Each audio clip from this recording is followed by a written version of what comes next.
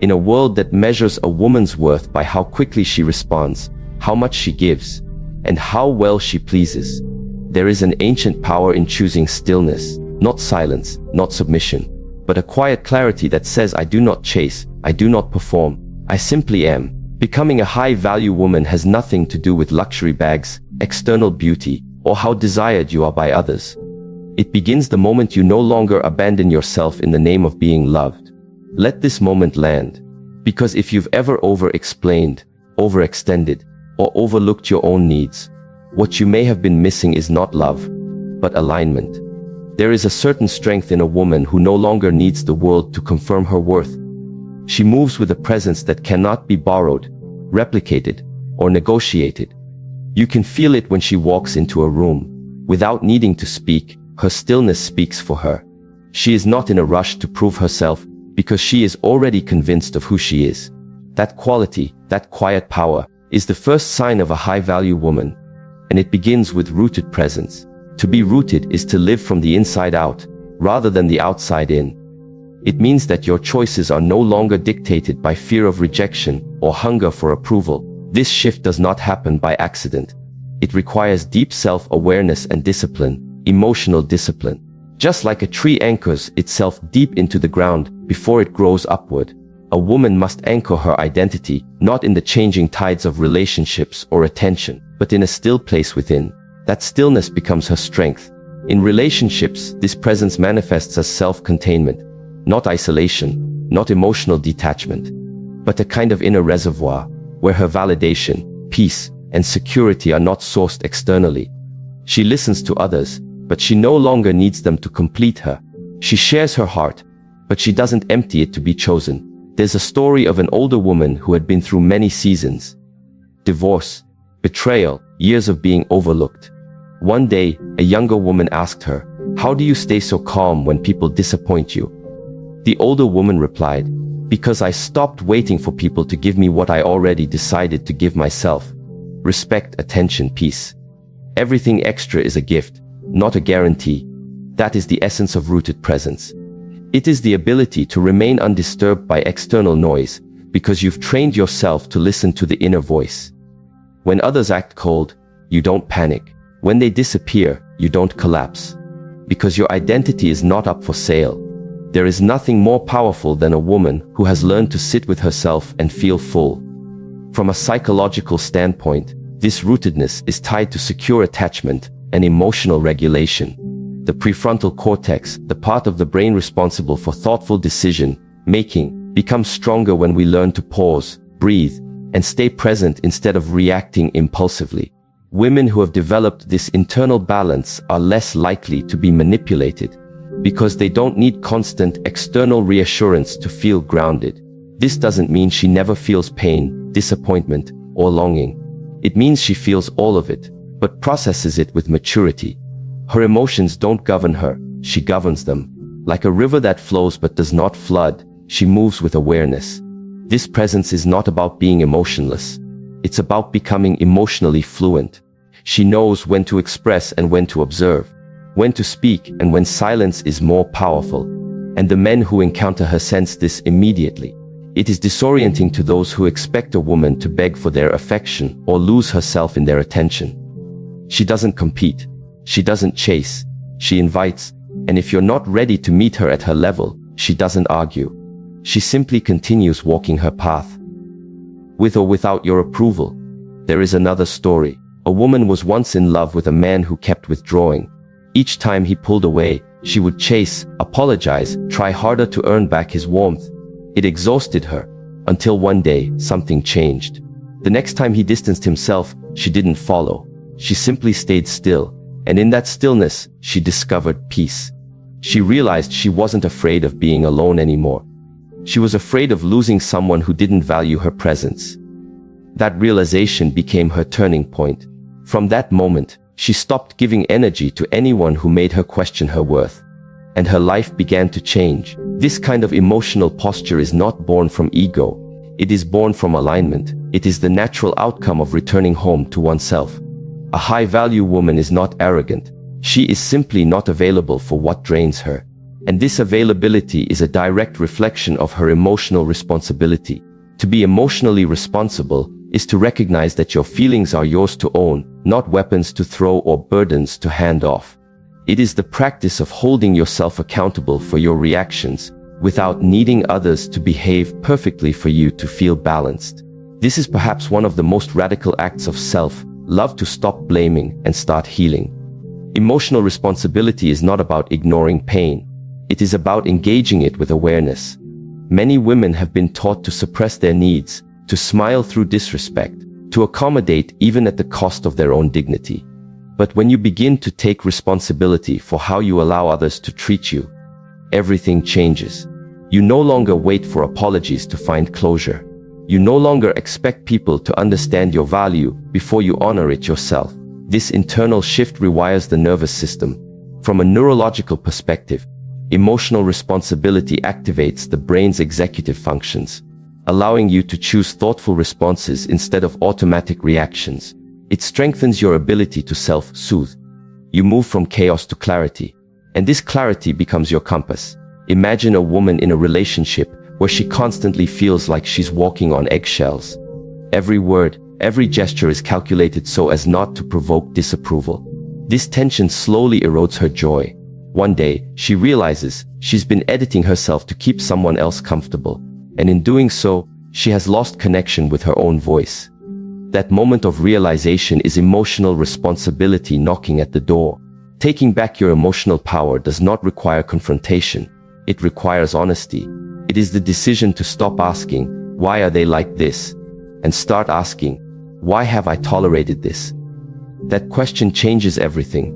It brings you back into the driver's seat of your own life. No longer are you the passive recipient of other people's choices. You become the architect of your own peace. This shift also transforms how you love. When you are emotionally responsible, love is no longer a transaction. It is an offering. You don't love to be loved in return. You love because you are already full. This fullness protects you from manipulation, because you no longer confuse breadcrumbs with a feast. You know what true nourishment feels like, and you no longer settle for anything less. Emotional responsibility also allows for compassion. When others hurt you, you no longer carry the wound as a definition of your value. You can see their actions as a reflection of their inner state, not yours.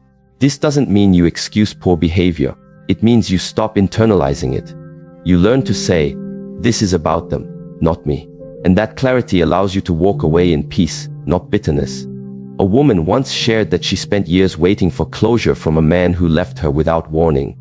She kept asking, "Why did he do this to me?"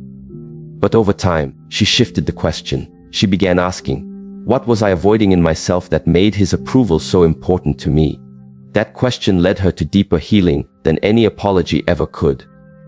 And in that healing, she discovered freedom. The moment you stop waiting for others to repair what they broke in you and begin the work of restoring yourself, you step into a new life, a high-value life. Because value is not in being wanted, it is in being whole. The irony is this: when you no longer need to be chosen, that is when you become the most magnetic. Not because you are pretending, but because your energy is clean. You are not reaching, grasping, or begging. You are simply present, rooted, responsible, and deeply at peace. The kind of woman who learns this becomes rare. Not because she's better than others, but because she's done the inner work most people avoid. And her presence begins to teach others, without words, what respect looks like.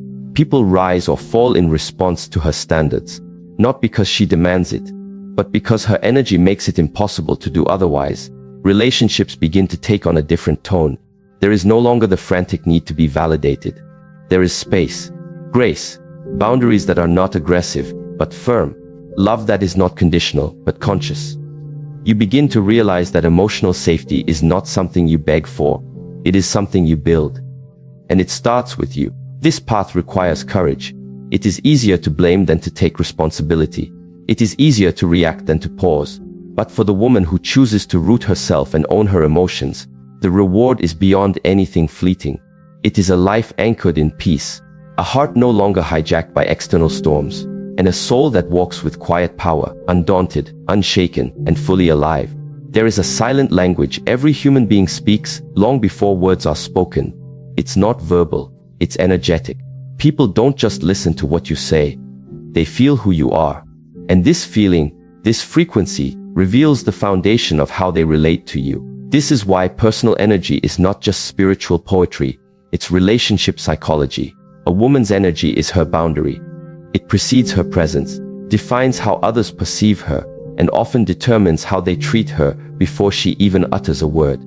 Energetic integrity is the discipline of owning what you carry emotionally, mentally, and spiritually. When your inner world is in conflict, when you're anxious, self-abandoning, or seeking validation, you broadcast a frequency of lack even when your words say otherwise.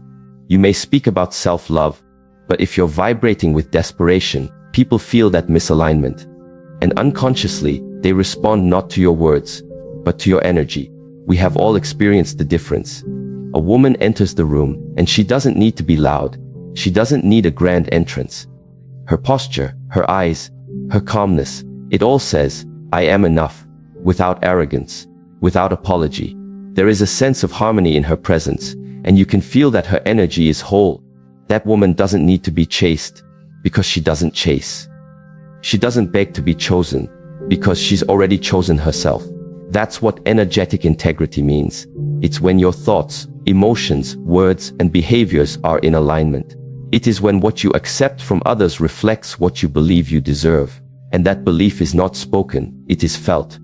You may not realize it, but when someone walks away from a conversation with you, they're left with a memory of your energy.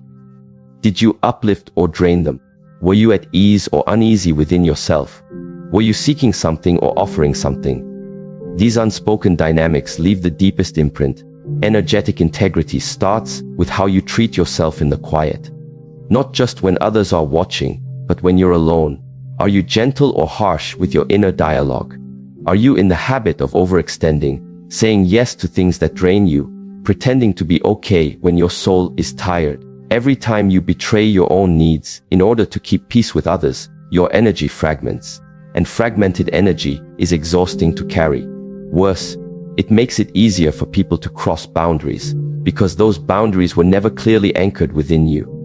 A woman once shared her story. She had always been the peacemaker, the giver, the emotional caretaker.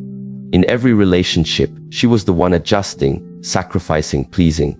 And every time, she felt more invisible, more unseen, until one day she broke down, not because someone else hurt her, but because she realized she had been hurting herself by refusing to be honest about her own exhaustion. She wasn't just tired from life, she was tired from living in contradiction, saying, I'm fine, when she was breaking, saying yes, when every cell in her body was screaming, no. That day, she made a decision to stop being loyal to her dysfunction, to stop treating self-abandonment like a virtue, and to start aligning her energy with truth. That decision didn't make her harder, it made her clearer. She began to walk away from conversations that drained her. She stopped explaining her worth to people who couldn't see it. She no longer allowed guilt to override her need for rest. And slowly, her energy began to return. With that restoration came clarity, and with clarity, confidence. That is the power of reclaiming energetic integrity. It's not about being cold, it's about being connected. First to yourself, then to others. In Eastern philosophy, the concept of ki, or life force, is foundational. It is believed that your energy flow directly influences your mental clarity, emotional health, and relational well-being. When your energy is low or scattered, everything feels heavy. Decisions become difficult. Relationships become draining. But when your energy is clean and centered, you move through life with ease. You become magnetic. Not because you're trying, but because you're aligned. In neuroscience, this alignment is mirrored in the coherence between the heart and brain. When you're in emotional balance, your heart rhythm and brainwaves synchronize. This creates a state of physiological harmony known as coherence. People who are in this state emit a calming, grounding presence. Others feel safer around them, more open, more respectful. Not because of charm or tactics, but because of energetic truth. This is the science behind intuition. Our nervous systems are constantly reading each other's frequencies. And your energy, whether grounded or chaotic, communicates long before your logic arrives. So what does this mean in relationships? It means that before setting boundaries with your words, you must set them with your energy. If you continue to entertain inconsistent communication, tolerate emotional breadcrumbs, or stay in spaces where you are not emotionally safe, you train others to ignore your value. But when you embody self-respect at the level of energy, people know, they feel it, and those who cannot match it will exit, not because you push them out, but because they simply cannot remain in a space where integrity is required. This is not easy. It often requires loss. You may lose people who were only attached to your lower frequency. The version of you that tolerated too much, apologized too often, gave too freely. But what you gain is far greater peace, clarity, dignity. You begin to attract relationships that don't require you to perform, shrink, or sacrifice your truth. And you realize that being alone in alignment is far more empowering than being connected in chaos. Now comes the challenge many women face when they begin to embody energetic clarity: the pushback. Some people will say you've changed, that you've become cold, distant, hard to please. But what they are really saying is this: I am no longer able to access you the way I used to when you didn't value yourself. And that is not your burden. That is their mirror. You were not put here to be palatable. You were put here to be whole. And wholeness often threatens those who benefit from your fragmentation. So yes, some doors will close, but in their closing, new ones open. Relationships where your presence is honored, your boundaries respected, and your soul at peace. This clarity in energy naturally gives birth to the next essential quality of a high-value woman: her standards. A woman who has done the inner work no longer resorts to ultimatums. She doesn't need to threaten or beg someone to respect her. Her life is built on quiet, consistent standards that speak louder than any emotional outburst ever could. A standard is not a demand. It is a reflection of what you believe is possible and non-negotiable for your life. It doesn't need to be screamed or repeated endlessly. It is expressed in how you live, how you choose, and what you walk away from. A woman with standards doesn't need to convince someone of her value. She simply moves in accordance with it. There is an old proverb that says, "Don't waste your time explaining. People only understand from their level of perception." A woman of value doesn't exhaust herself trying to be understood by people who are committed to misunderstanding her. Instead, she lets her life speak. Her boundaries are not reactive, they are pre-decided. This kind of discipline comes from deep internal work, from knowing what aligns with your purpose and what drains your power. One of the most powerful things a woman can say in a relationship is not, "Change or I'll leave," but "I'm not available for this." Not as a threat, but as a truth. No anger, no argument, just clarity. A woman once shared how her partner constantly made jokes at her expense in social settings. She had asked him to stop multiple times, but the behavior continued. One evening, after yet another uncomfortable dinner with friends, she didn't yell, she didn't cry. She simply left the table, went home, and never returned to that dynamic. Not out of vengeance, but out of reverence for herself. That single act said more than any lecture ever could. When you raise your standards, you may find yourself walking alone for a season. But that solitude is not punishment, it is refinement. It is the space where you begin to see who you really are without the distortion of toxic attachment. You begin to reclaim your time, your voice, your direction. You realize that love should not cost your peace. And any connection that requires you to abandon your truth is not love, it is dependency. There is a moment in every high-value woman's journey when she must choose between being liked and being respected. These two are not always the same. You can be liked for your softness, your giving nature, your willingness to accommodate. But you are respected when you choose yourself, even when it's uncomfortable. When you hold your line, when you say, "This is not okay," and stand by it, even if it means being alone for a while. This is not an easy path, but it is a path that leads to self-trust. And once you trust yourself deeply, the need to micromanage others fades. You don't have to control or manipulate to get what you need. You simply attract what matches your energy and walk away from what doesn't, with grace, not guilt. This level of standard creates an invisible filter. The wrong people no longer linger, because they can sense that your energy is not a playground. It is a temple, and only those willing to honor that temple are allowed inside. The beauty of living with standards is that it simplifies your life. You no longer waste time trying to decode mixed signals or justify disrespect. You don't wait for someone to change. You observe, you decide, you move. That's it. Your peace is no longer negotiable, and your heart becomes a space of sacred discernment. Not everyone gets access. This discernment also sharpens your intuition. When your standards are clear, your decisions become easier. You know what aligns and what doesn't. You stop chasing potential and start honoring reality. You don't fall for words. You watch patterns. You don't settle for attention. You value intention. This shift is profound. It moves you from being reactive to being rooted, from begging to blessing, from surviving to thriving. In this space, love becomes a choice, not a transaction. You are not here to be someone's emotional project. You are not here to prove your worth through performance. You are here to live fully, love wisely, and walk in peace. And anyone who enters your world must be ready to rise, because you will no longer shrink. The moment you understand this, everything changes. You stop fearing loss, because you realize that nothing aligned can ever be taken from you. And everything that leaves simply creates space for something more sacred, more true, more you. Stillness is one of the most misunderstood forces in human relationships. Many associate it with weakness, with passivity, or even fear. But in truth, stillness, when chosen consciously, is a weapon of profound precision. It is a form of strength that neither attacks nor retreats. It simply watches, absorbs, and waits. The high-value woman understands this. She does not waste her power in trying to control outcomes. She knows that in stillness, the truth always reveals itself.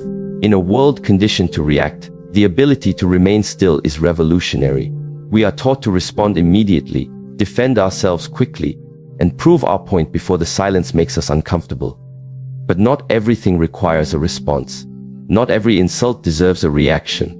Not every invitation into drama must be accepted. When a woman learns the art of strategic stillness, she reclaims her time, her peace, and her emotional clarity. There was once a woman who had been dating a man for several months. He would go days without communication, only to return with charming words and casual explanations. Her friends urged her to confront him, to demand consistency, to make him see what he was doing wrong. But she chose something else. She didn't argue. She didn't plead. She simply stopped feeding the pattern. She didn't initiate conversations. She stopped entertaining apologies that came without change. She remained still, not out of indifference, but out of wisdom. Within a week, the man unraveled. The silence forced him to face the consequences of his inconsistency, and she, rooted in stillness, observed everything she needed to know without lifting a single emotional finger. Stillness reveals more than speech ever could. It exposes motives, uncovers masks, and lays bare intentions. When you do not react, people show you who they are. They either lean in or they drift away. Either way, you gain clarity, and clarity is power. This principle is deeply embedded in Eastern philosophy. In the Taoist tradition, the idea of Wu Wei, translated as non-action or effortless action, teaches us that sometimes the most effective thing to do is to not interfere. It is not a call to apathy, but a practice of alignment. The river does not push its way forward, it flows. The tree does not chase the wind, it bends, then returns to stillness. Likewise, a woman who embodies stillness does not chase answers. She allows truth to arise. Stillness is not the absence of thought. It is the mastery of thought. It is the ability to sit with your emotions without letting them take the lead. It is standing in the storm and refusing to be blown off course by temporary feelings. This form of emotional regulation is not taught in most relationships, but it is essential. From a neurological standpoint, this skill activates the parasympathetic nervous system, our body's built-in calming mechanism. When you choose stillness over reactivity, your heart rate slows, your breath deepens, your cortisol levels lower. Your brain becomes more capable of rational thought and long-term planning. You move from survival mode into a space of conscious creation. And in relationships, this matters immensely. Let's take a common scenario. A partner forgets something important, an anniversary, a promise, a detail that mattered to you. Your immediate impulse might be to lash out, to punish, to express your disappointment in anger. But if you've cultivated stillness, you wait, you breathe, you watch, and you ask yourself, not what will make me feel good in the moment, but what will serve the relationship in the long term. This pause can change everything, because stillness is not silence for the sake of suppression. It is space for observation. In that space, you gather information, not just about the other person, but about yourself. Why did this hurt me? What wound did it touch? What expectation did it betray? These are questions that cannot be answered in the heat of reactivity. They require a still mind, a reflective heart. One woman described how, for years, she reacted to every conflict in her relationship with panic. Raised voice, rushed texts, long messages filled with over-explaining. Until one day, she reached her emotional capacity. She sat in her room, phone in hand, mid-argument, and did something radical. Nothing. She put the phone down. She made tea. She watched the sky. And in that space, she realized she had been performing her pain, hoping someone else would validate it. But pain that needs performance never truly heals. That evening, she chose stillness. And from that day on, she stopped writing emotional novels to people who weren't reading. She became her own witness, her own validator, and her energy shifted. This is the quiet revolution of stillness. It returns your power to its rightful place, inside you. Stillness also teaches you that not every attack deserves your sword. When someone disrespects you, it is tempting to fight back, to argue your value. But the high-value woman knows, silence in response to disrespect is not weakness. It is a mirror. You allow their actions to speak for them. You observe who they become when you stop feeding them with emotional energy. And in many cases, that is all the evidence you need to make the next decision with dignity. There was a woman who discovered her partner had been dishonest. Instead of confronting him in a storm of accusations, she quietly collected the facts. She withdrew her energy without explanation, and when the truth became undeniable, she simply walked away. No drama, no spectacle, just silence and steps. That moment redefined her entire sense of self-worth, because she realized, what you tolerate teaches others how to treat you, and what you ignore allows people to deceive themselves. But what you walk away from, that teaches the deepest lesson of all. In relationships, we are often told that communication is the most important tool, and it is. But not all communication is verbal. Stillness communicates boundaries. It says, I will not fight for what should never be questioned. It says, I do not need to argue for the bare minimum. It says, if my presence does not inspire respect, my absence will teach it. This kind of clarity is sharp, it's quiet, and it's unforgettable. Stillness also allows for detachment from outcomes. You stop clinging to specific results.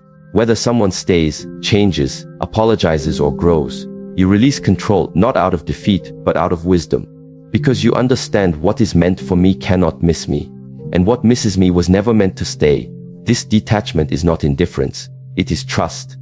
Trust in timing, trust in truth, trust in self. And this trust creates emotional safety, not just for yourself, but for others. When people know you are not reactive, they begin to feel safer around you. They can be more vulnerable, more honest, because they sense that your energy is anchored. You don't swing between emotional extremes. You hold space, not just for them, but for the relationship itself. One man once said about his wife, what makes her powerful is not that she always has the right answer. It's that she doesn't rush to give one. She listens. She reflects. Sometimes she says nothing at all.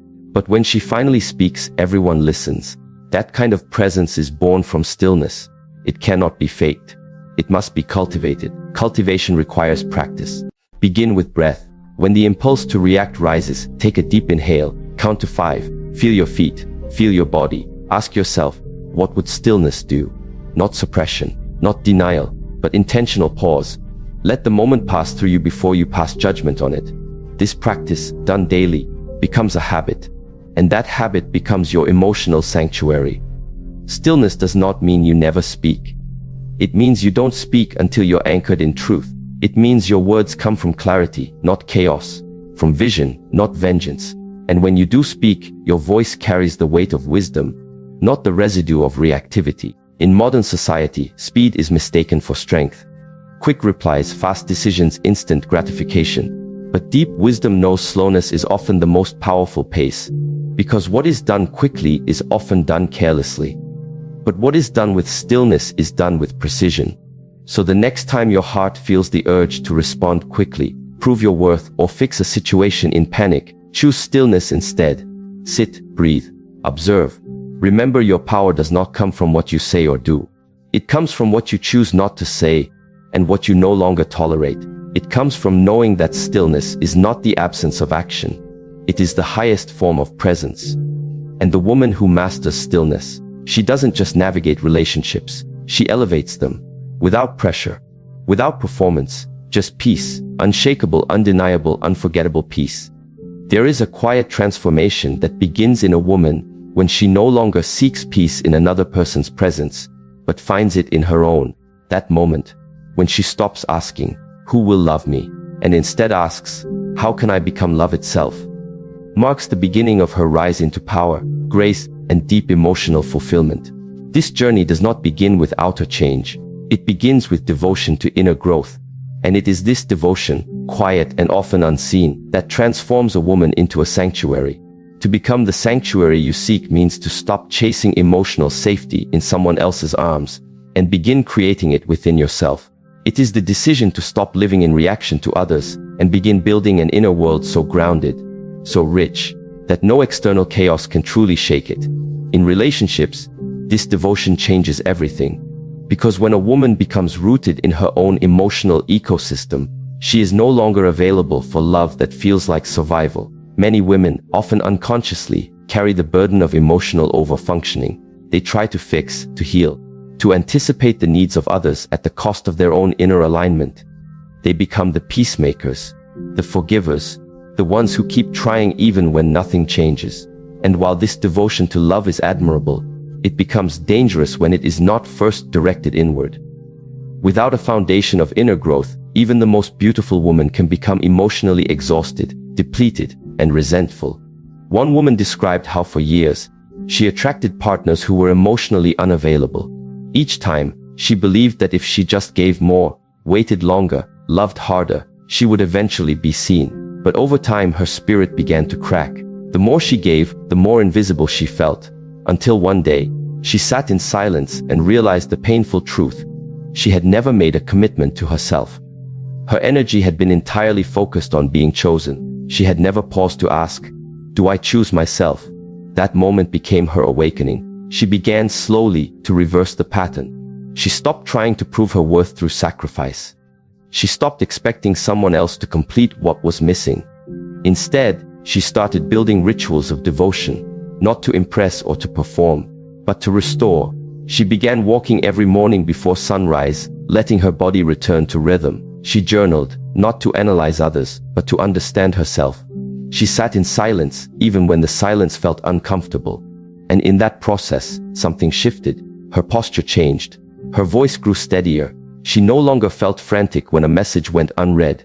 She no longer mistook inconsistency for mystery.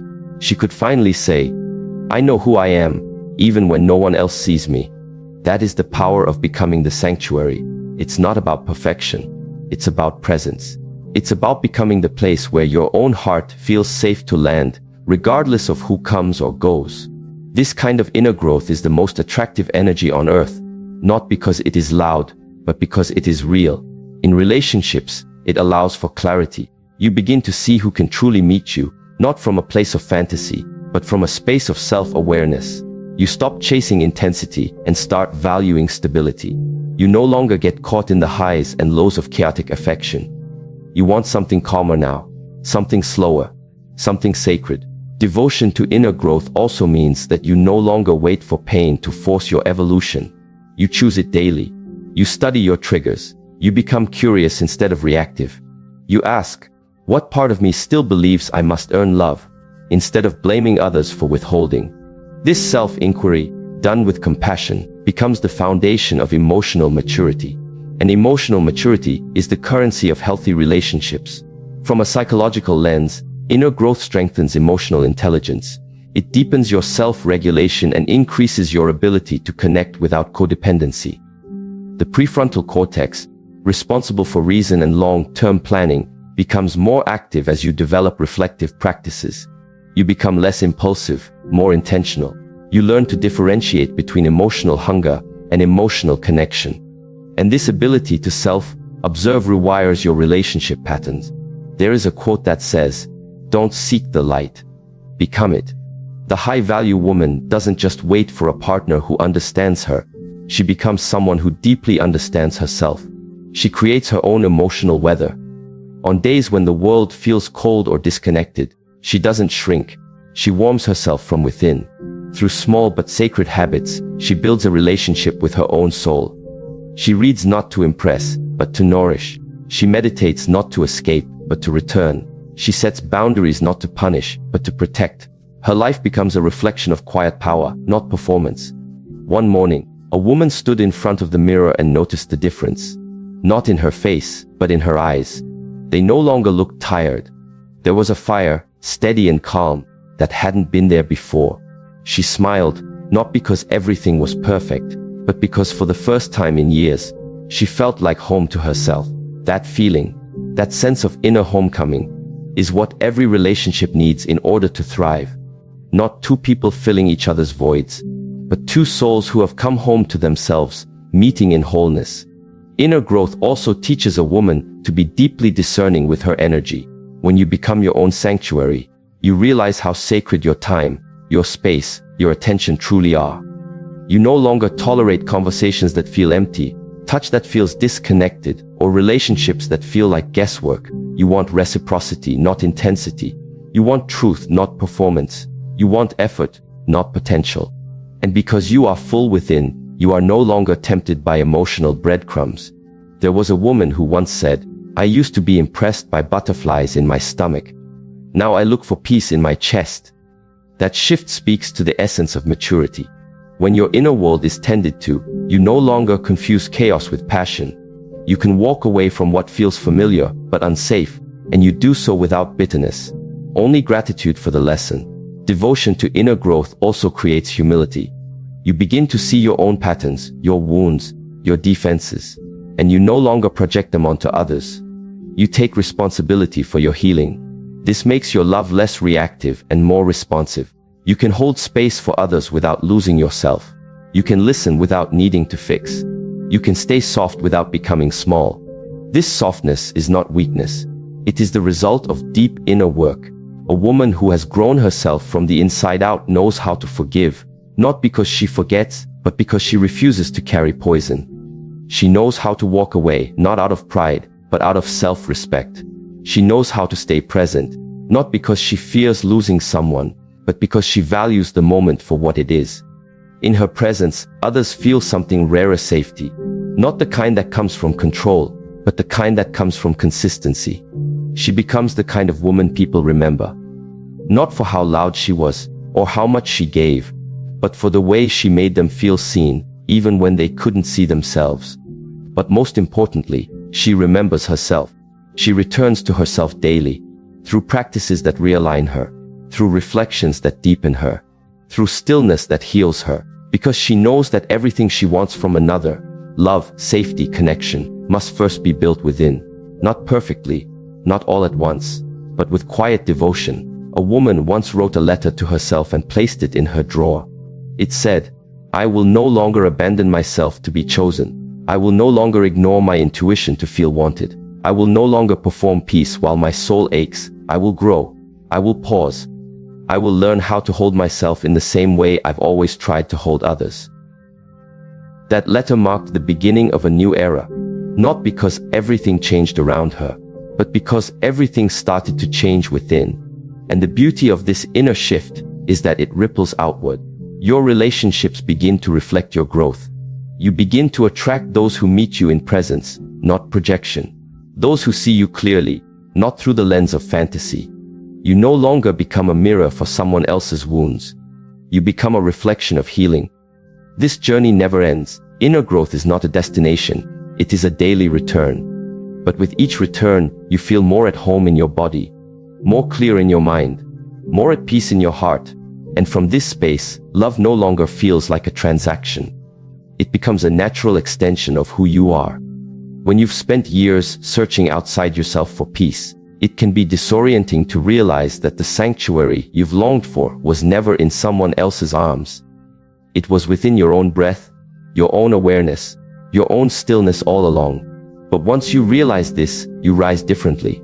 You walk into relationships no longer asking to be rescued, but to be met. No longer asking to be filled, but to be mirrored. No longer asking, will you choose me? But declaring, I have already chosen myself.